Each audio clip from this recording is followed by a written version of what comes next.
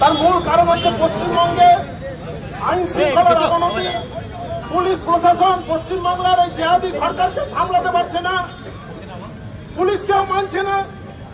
যেখানে পুলিশের পারমিশন নিয়ে আমাদের পশ্চিমবঙ্গের ভারতীয় জনতা পার্টি থেকে নির্বাচিত বিধায়করা এবং বিধানসভার বিরোধী দলনেতা বারুইপুরে যে কর্মসূচিতে গিয়েছিলেন, তাদের ওপর যেভাবে নোংরা ভাবে তাদের উপর আক্রমণ হয়েছে, প্রোটেকশন দিতে ব্যর্থ হচ্ছে পুলিশ প্রশাসন।